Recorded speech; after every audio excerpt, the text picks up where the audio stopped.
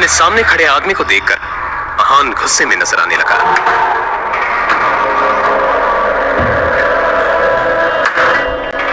Mister Vikram, आप यहाँ पर क्या कर रहे हैं? यंग मास्टर,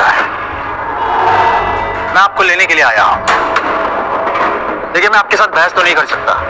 मैं भी आपके पिताजी का एक नौकर ही हूँ, पर हाँ, उन्होंने जो काम बोला है वो तो मुझे करना ही होगा।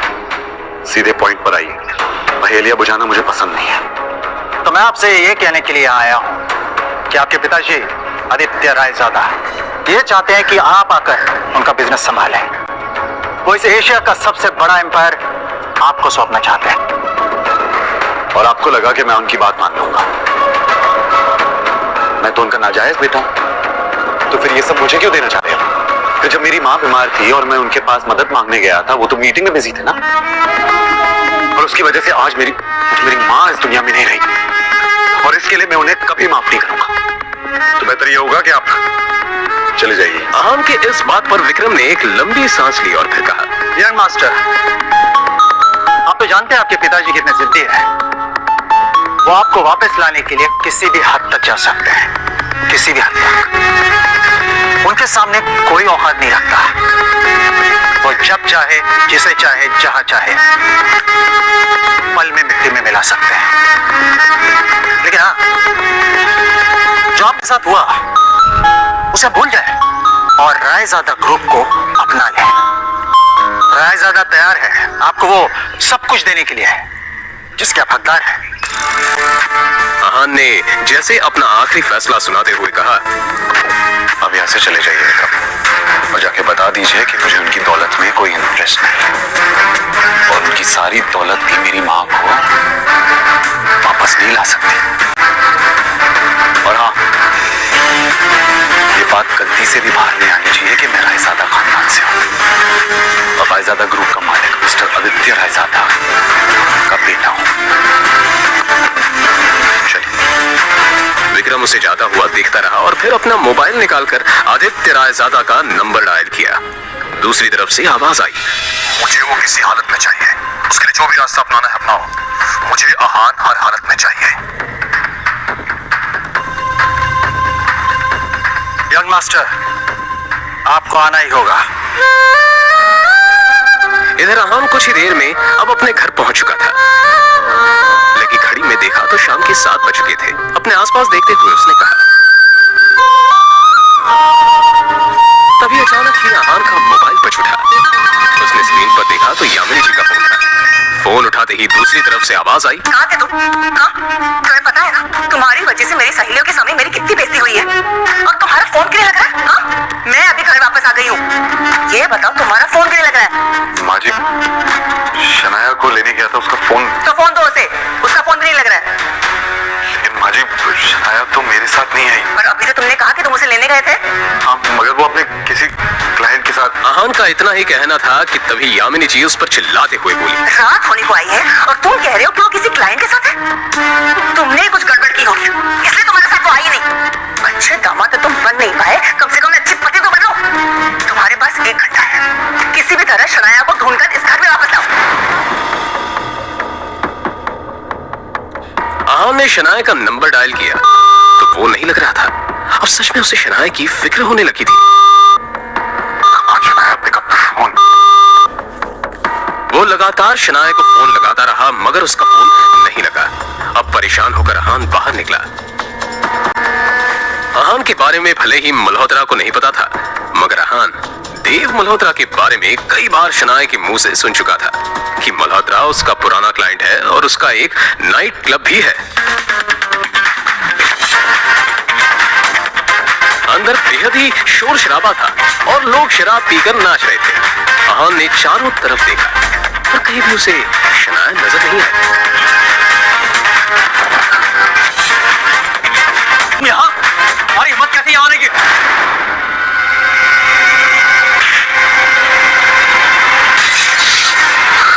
मिस्टर देव मल्होत्रा, मैं शनाया का पति हूँ।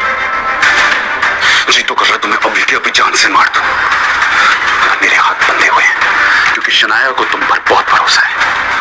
अब तुम्हारे साथ क्या करना है ये शनाया ही डिसाइड करेगी।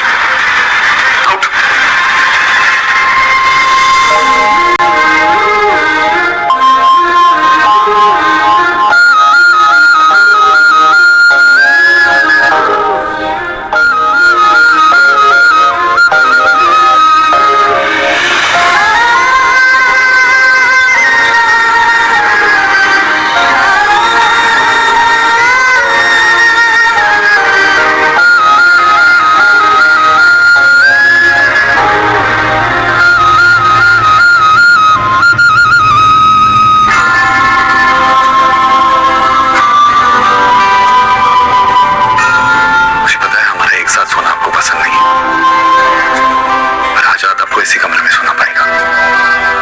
आप ऐसी हालत में नहीं हो जो मैं आपको अकेला छोड़ दूं।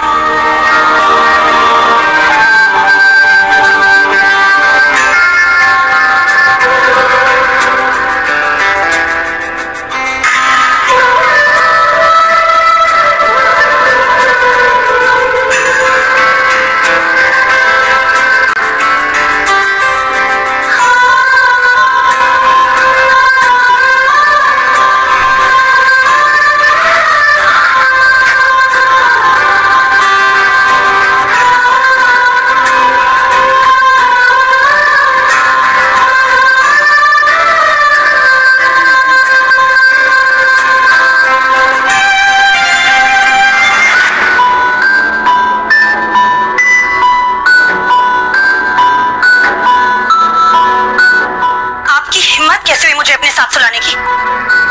कैसे आई मैं यहाँ? कैसे आई हूँ मैं यहाँ? नहीं, एक सेकंड, आपको पता है ना कि मेरा कमरा अलग है, फिर भी आपने अपने बिस्तर पर अपने साथ मुझे सुलाने की हिम्मत की कैसे? नहीं, क्यों किया आपने ऐसा? क्यों? शनाया, तुम कल रात को नशे में थी।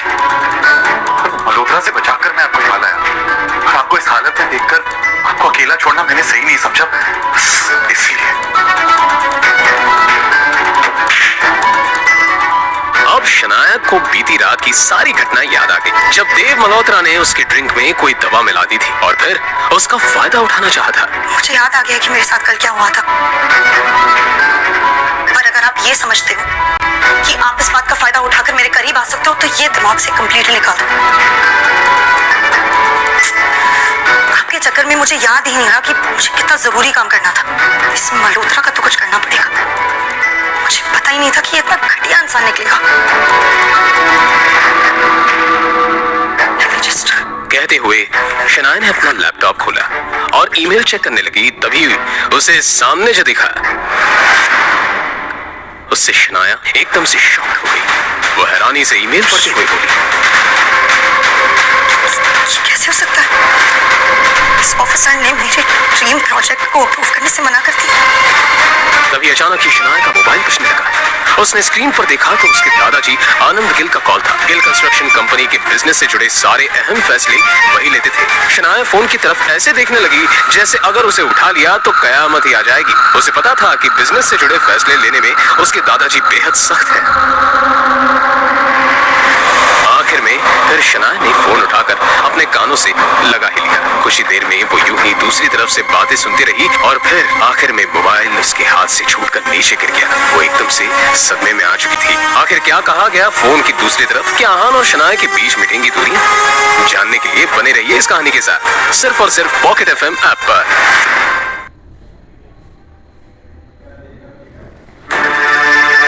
हमारी कंपनी के सबसे बड़े प्रोजेक्ट को तुमसे वापस लिया जाना है, और साथ ही अब तुम इस फैमिली बिजनेस से अलग रहोगी। तुम्हारा अब गिल कंस्ट्रक्शन से कोई वास्ता नहीं होगा। I hope that is clear.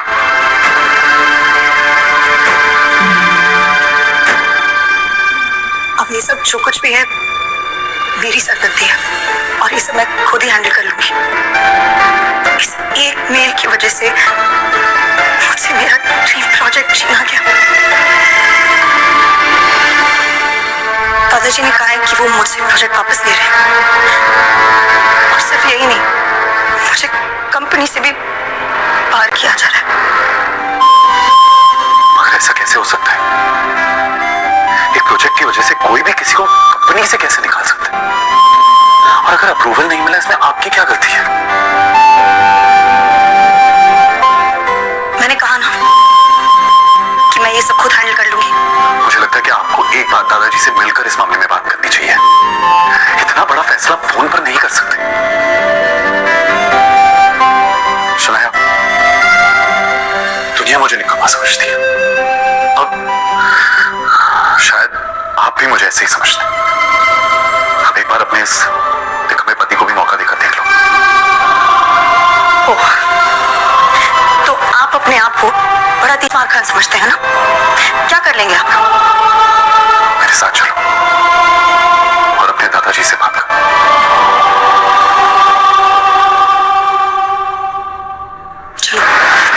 कुछ ही देर में वो दोनों शनाया के दादाजी आनंद गिल के ऑफिस में थे। Shanaya, sit down. देखो शनाया, बिजनेस के मामले में मैं बहुत साफ हूं। मैंने जो फैसला लिया है गुस्से में आकर नहीं और ना ही जज्बात में आकर लिया है। ये नई बिल्डिंग का प्रोजेक्ट गिल कंस्ट्रक्शन का बहुत बड़ा सपना था जो अब तक मुकम्मल नहीं हुआ। Why? दादाजी, I feel like क्योंकि तुमसे ये काम नहीं हो पा रहा। मैंने ये प्रोजेक्ट तुम्हारे कजन सौर्य को दे दिया है। आज से वो इस प्रोजेक्ट को हैंडल करेगा। तुम घर पर बैठकर आराम करो। दादाजी, ये प्रोजेक्ट मेरा सपना है दादाजी। मुझे नहीं पता क्या कमी रह गई जो हमें अप्रूवल्स नहीं मिले, बट आई प्रॉमिस यू किसी भी हाल में मैं अप्रूवल्स लेके रहूंगी। दादाजी प्लीज शौर्य को ये प्रोजेक्ट देने से पहले मुझे एक आखिरी मौका दीजिए प्लीज दादाजी।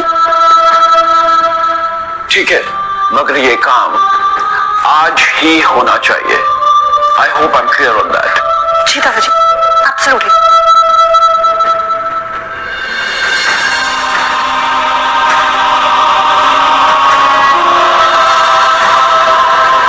शौर्य शनाया का ही कजिन था जो हमेशा से शनाया को बिजनेस से बाहर करना चाहता था। उसकी हसरत थी कि एक दिन वो इस बिजनेस एम्पायर को हासिल कर ले और इसके लिए शनाया को वो हर हाल में पीछे छोड़ना चाहता था। अप्रूवल के लिए आई हो, मगर अफसोस अब कोई फायदा नहीं है क्योंकि उस ऑफिसर को मैंने ऑलरेडी खरीद लिया।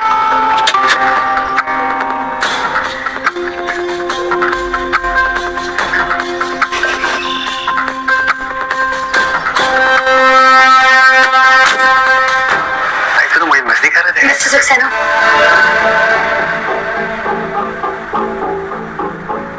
कहिए शनाया जी, कैसे आना होगा?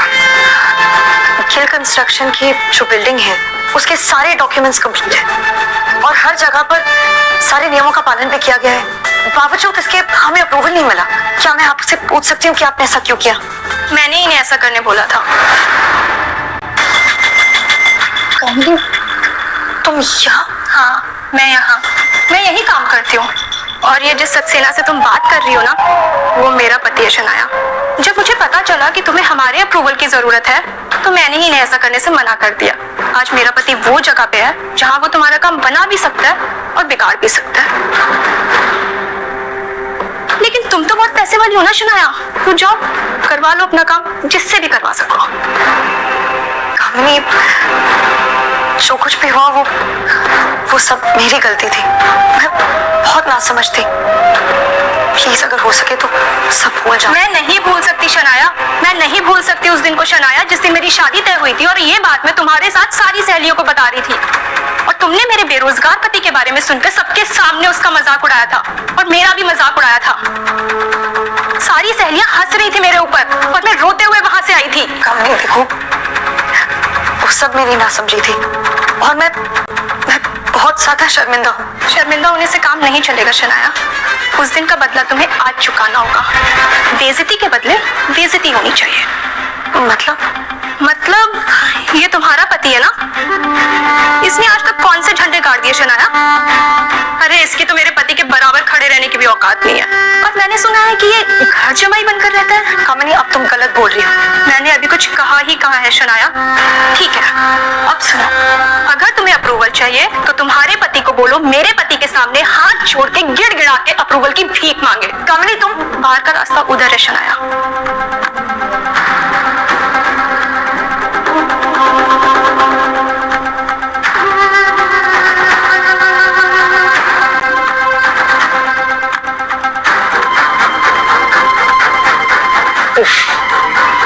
शायद काम हुआ नहीं। So sad. अब तो तुम्हें प्रोजेक्ट मेरे हवाले करना होगा। और तो और आनंद दादू की नजरों में भी अब तुम किसी काम की नहीं रही। अब तो तुम्हें कंपनी भी छोड़नी पड़ेगी। तुम बिल्कुल टेंशन मत लो, मैं हूं ना, मैं सब संभाल लूंगा। तुम बस घर पर आराम करो अपने उस निकम्मे पति के साथ, उसकी निकम्मी बीवी बनकर। और वो तुम्हारा पति का रह गया, वापस नहीं आया तुम्हारे साथ।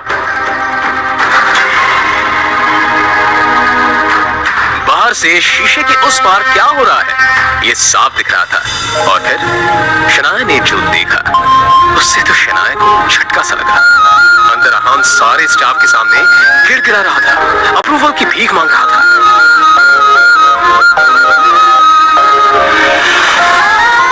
सचमुच बहुत प्यार करता है तुमसे, तुम्हारे लिए कुछ भी कर सकता है। जैसे कहाँ से मिला तुम्हें ये?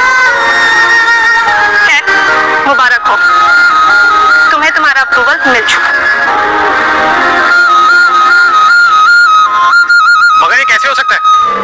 मैंने तुम्हारे पति को पैसे दिए हैं। वो तुम्हें वापस मिल जाएंगे।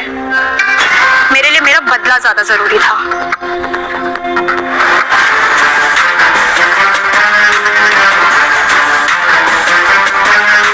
आप क्या समझते हैं खुद को? क्यों किया आपने ऐसा?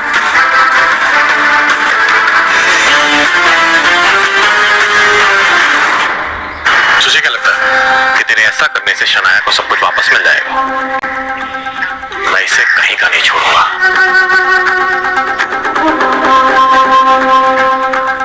तो क्या दुनिया में कोई भी शनाया का बाल तक बांका नहीं कर सकता? ओ, मगर कब तक साथ देगा तो शनाया का? देखता जा, मैं तेरा और शनाया का रिश्ता ही खत्म कर दूंगा। कोशिश कर ले, चल जाएगा।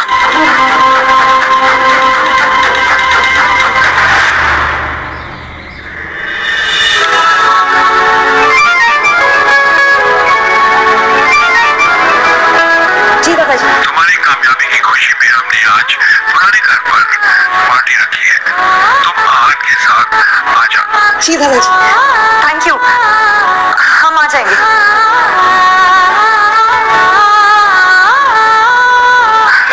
वो दादाजी ने पुराने घर में पार्टी रखी है और हम दोनों को बुलाया है।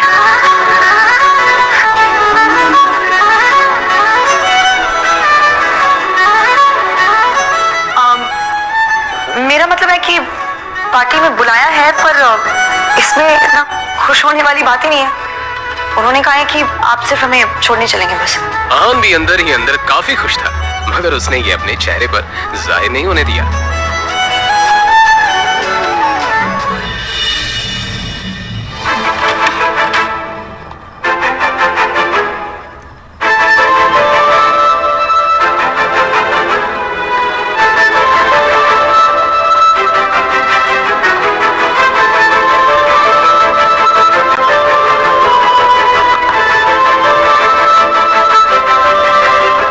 इतना हैरान होने की कोई जरूरत नहीं है। अपने लिए कुछ कपड़े मंगवाए थे, पसंद नहीं आए। दुकानदार पैसे वापस ही नहीं कर रहा था, तो मैंने सोचा आपके लिए कुछ मंगवा।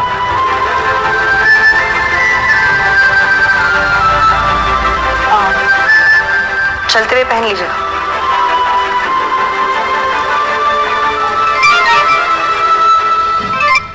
हाँ शगुन बोलो। शनाया, ये शॉपकीपर बोल रहा है कि तुमने आहान के लिए स्पेशल ऑर्डर देके सूट बनवाया है। क्या चल रहा है ये सब? तो मैं आहान के लिए कुछ करूं तो उसमें गलत क्या है? फोन रखो, बाद में बात करते हैं।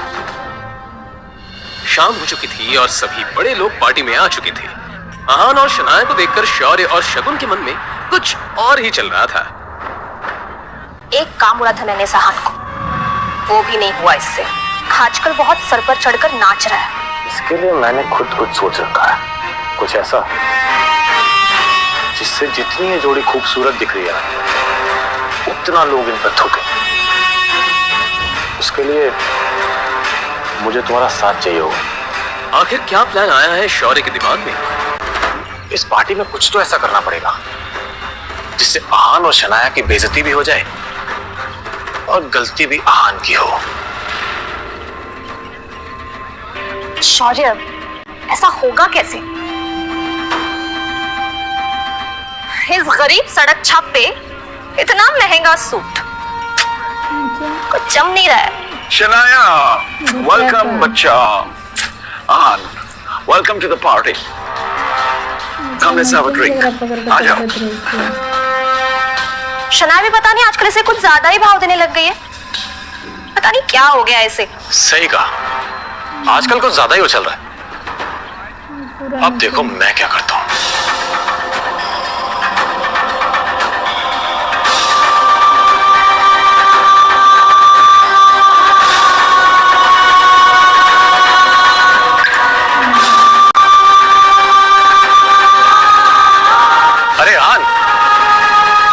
ये सूट कहां से मारा?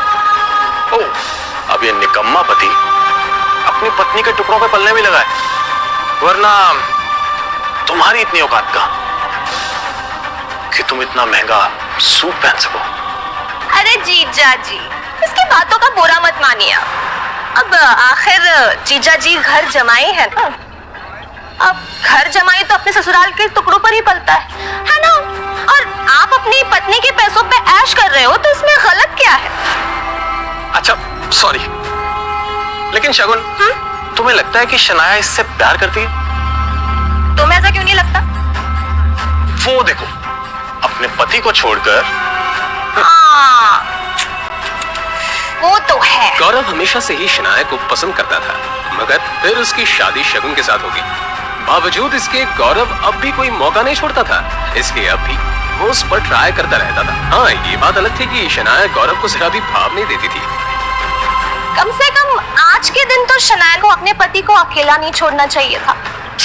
जीजा जी, ओ छोड़िए ना, चलिए हम एंजॉय करते हैं। नहीं मैम, शराबी भी। अरे कम ऑन आहान, कभी कभी ऐसी पार्टी में ये सब चलता है। हाँ। पी भी लो। अरे लो यार, P low. That's like a good boy. ओ जीजा जी, हमारे ग्लास से नहीं पियेंगे? इतना भेदभाव? चलिए, come on, finish it. Come on, come on, come on, come on. You have to do this. You have to do this. Come on, come on. Bravo, जीजा जी.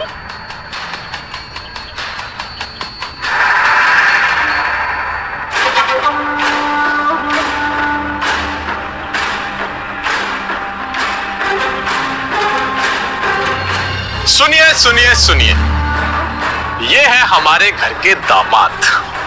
इनमें बहुत सी खूबियां हैं और ये किस खानदान से है, इनका पेशा क्या है, आज ये सब बताएंगे कि इन्होंने क्या सोचकर हमसे रिश्ता जोड़ा।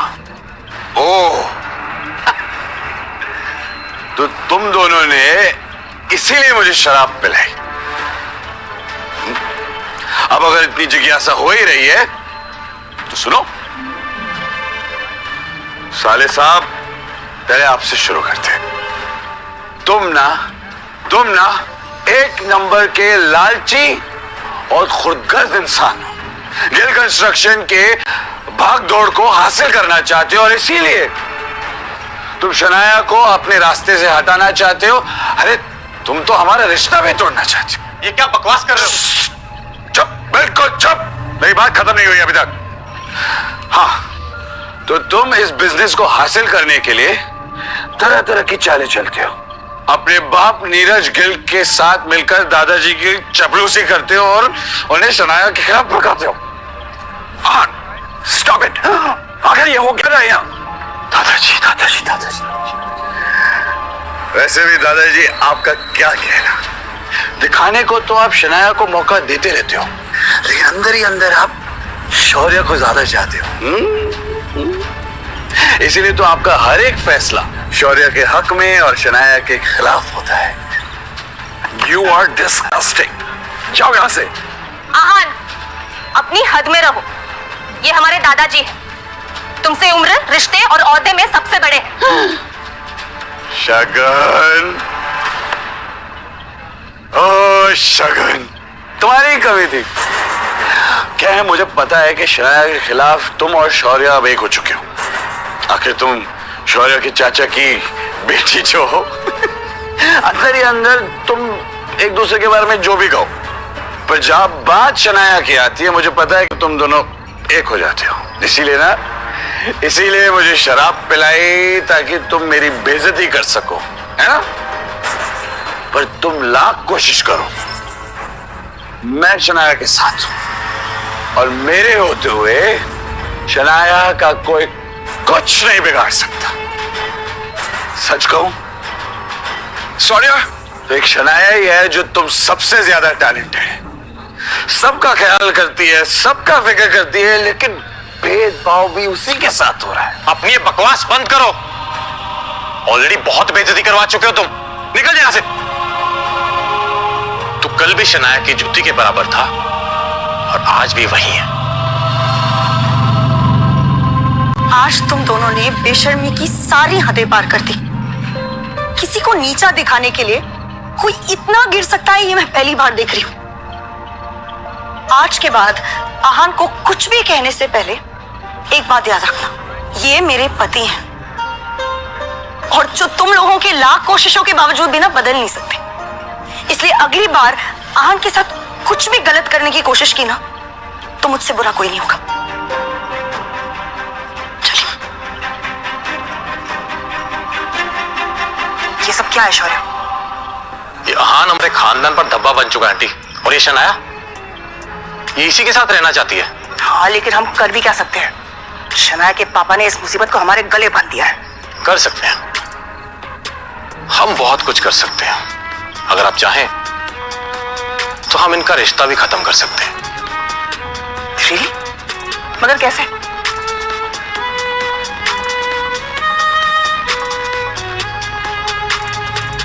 ठीक है, तुम्हें जो करना है तुम करो, लेकिन एक बात याद रखना, शनाया को कुछ नहीं होना चाहिए।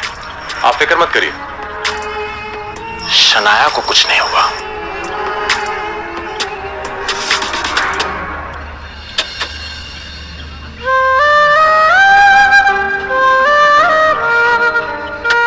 आज जो कुछ भी हुआ है उसे भड़काने में जरूर शौर्य और शगुन का हाथ है। मगर जो भी हो, आखिरकार आहान के दिल में छुपी हुई फीलिंग्स तो सामने आ गई। अब मैं कॉन्फिडेंट हूँ कि आहान भी वही महसूस करता है जो मैं करती हूँ।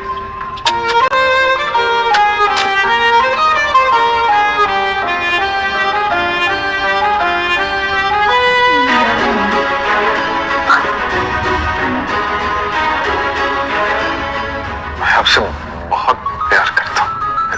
सॉरी, जो भी हुआ ना उसमें मेरी कोई गलती नहीं। सब ना हमें अलग करना चाहते, मगर मैं ऐसा होने नहीं दूंगा। मैं आपके साथ रहूंगा, आपको कभी अकेला नहीं छोड़ूंगा।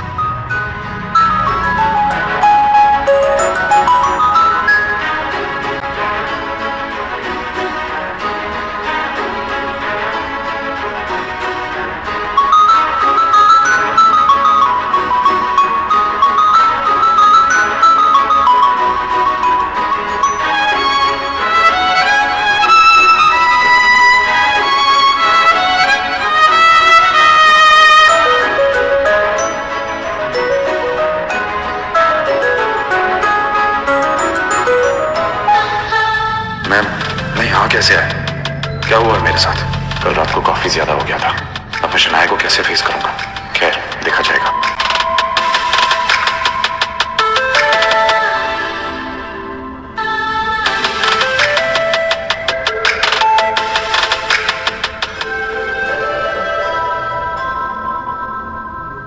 Good morning. कल रात जो भी हुआ उसके लिए मैं बहुत शर्मिंदा हूँ। कल रात को आपको फिर से मेरी वजह से तकलीफ हुई, उसके लिए हो सके तो मुझे माफ कीजिए। कल रात के लिए रियली सॉरी। कॉफी तो ले लो। एक्चुअली वो मुझे फ्रेश होने जाना है, बहुत काम है, लौट कर पी लूंगी।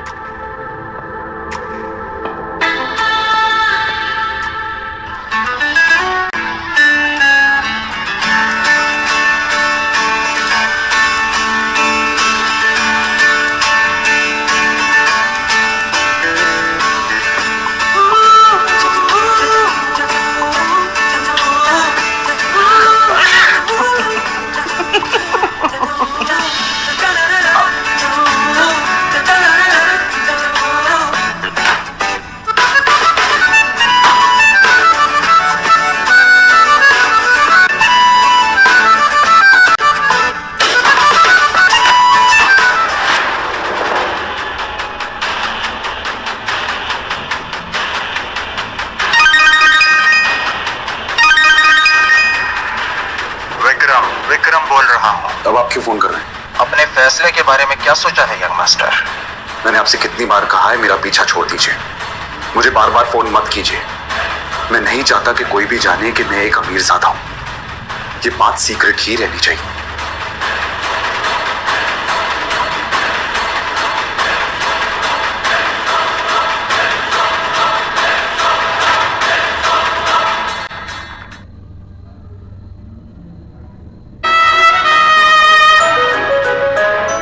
बाइक पर बैठकर शनाया ने आहान के कंधे पर हाथ रखा तो आहान को एक अलग ही एहसास हुआ। शनाया का भी कुछ यही हाल था। आज वो दोनों पहली बार पूरे होश में एक दूसरे के इतने पास थे। अब आप चलेंगे या किसी और का भी इंतजार है?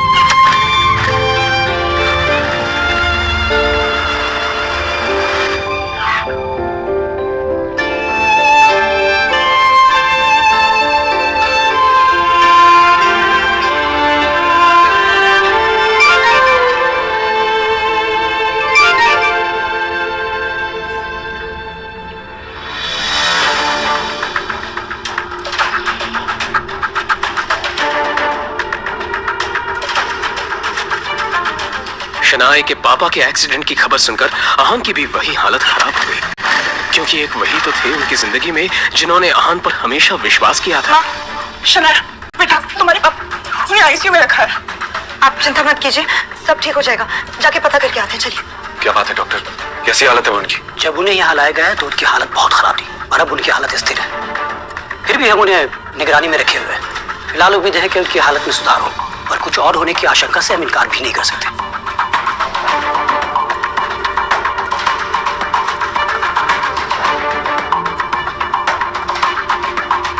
आहान, शनाया और यामिनी जी का पूरा दिन कश्मकश में बीत गया। शाम होने को आई थी और अब भी वो सब हॉस्पिटल में मौजूद थे। शनाया की हालत आहान से देखी नहीं जा रही थी।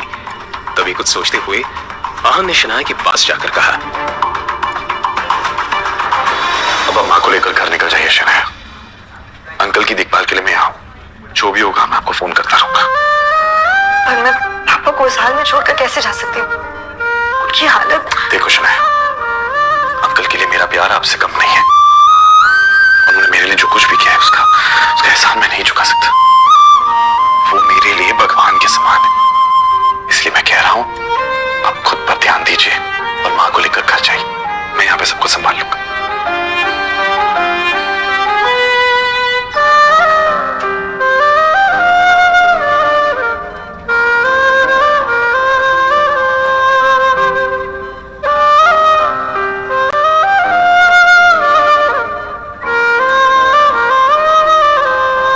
कुछ ही देर में शनाया अपने कमरे पर और यामिनी जी अपने घर पर थी। उधर आहान अभी हॉस्पिटल में एक जगह बैठा हुआ था जब डॉक्टर ने उसके पास आकर कहा, देखिए, मिस्टर शेखर की हालत अचानक ही बहुत ज्यादा बिगड़ती जा रही है। जल्दी उनको ऑपरेशन करना होगा। डॉक्टर, आपने तो कहा था उनकी हालत स्थिर है, फिर अचानक क्या हो गया? इस बारे में हम कुछ भी ठीक से नहीं कह सकते, मगर उनका ऑपरेशन जल्दी नहीं किया गया तो उनकी जान को खतरा है। तो फिर डॉक्टर, आपको किस बात का इंतजार है? आप ऑपरेशन शुरू कीजिए। ओके फाइन, मगर कुछ डॉक्यूमेंट्स है जो आपको भरने पड़ेंगे, और साथ ही जाकर बिल काउंटर पर आप जाकर 15 लाख जमा करा दीजिए। मैं ऑपरेशन की जाकर तैयारी करता हूँ। ओके? 15 लाख की बात सुनते ही आहान टेंशन में नजर आने लगा। उसने शनाया को कॉल करने के लिए फोन निकाला ही था कि तभी उसके सामने विक्रम खड़ा दिखाई दिया, जो आहान की तरफ देखकर मुस्कुरा रहा था। उसे देखते ही आहान के दिमाग में ढेर सारे डाउट्स आ गए और वो विक्रम के पास जाकर बोला,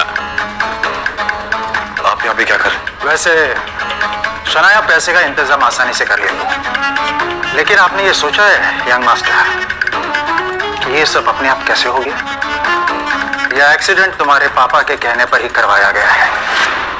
हिम्मत कैसे हुई ये करवाने की? आदित्य रायजादा की हिम्मत इतनी ज्यादा है कि उनके एक इशारे पर शेयर मार्केट हिल सकता है। ये तो एक मामूली सा एक्सीडेंट है।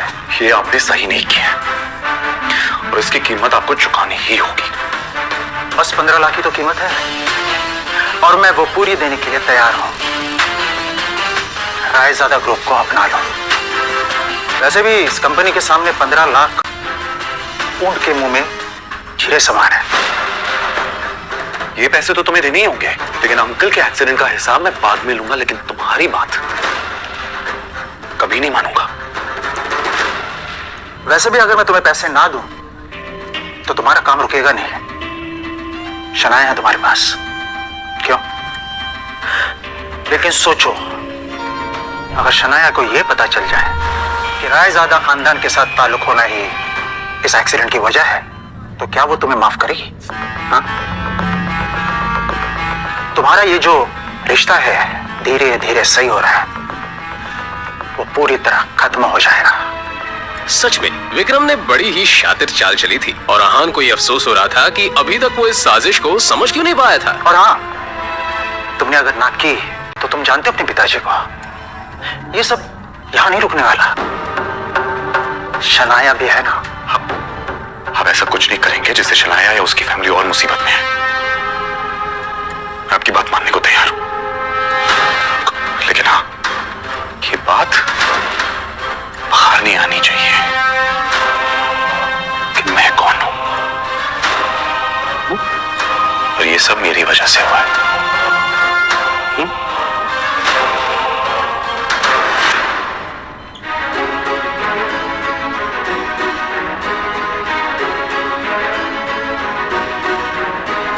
आहान ने शनाया को उसके पापा की हालत के बारे में बताया और फिर जरूरी फॉर्मेलिटीज पूरी करने के बाद उनका ऑपरेशन शुरू हो गया।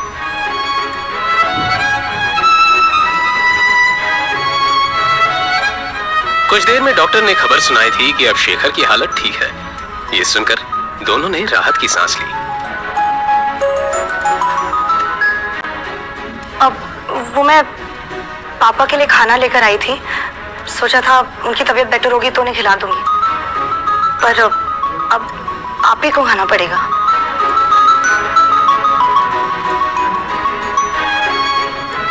अब भिंडी की सब्जी है। आहान को सच में भूख लगी थी। उसने टिफिन खोला तो अंदर भिंडी की सब्जी रखी हुई थी जो आहान को बहुत पसंद थी। तभी उसे शनाया की बात याद आई कि उसने खाना पापा के लिए बनाया था, मगर उसके पापा शेखर को तो भिंडी से सख्त नफरत थी। मतलब साफ था कि शनाया ने ये खाना आहान के लिए बनाया था। पापा, मैंने क्या?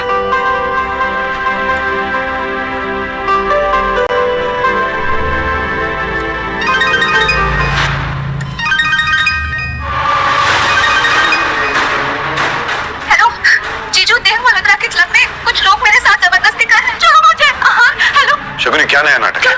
शगुन के रोने की आवाज और गुंडों के हंसने की आवाज आहान के कानों में साफ पड़ रही थी। शनाया, मुझे कुछ जरूरी काम है, मैं बस कुछ ही देर में आता हूं।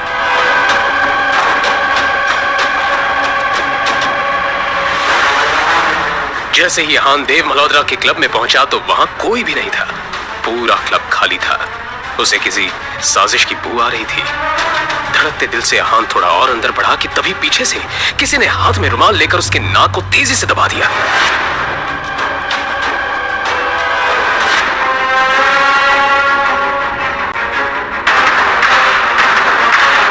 आखिर क्या होने वाला है आहान के साथ? क्या है शौर्य और शगुन की साजिश? जानने के लिए बने रहिए इस कहानी के साथ, सिर्फ और सिर्फ पॉकेट एफएम ऐप पर।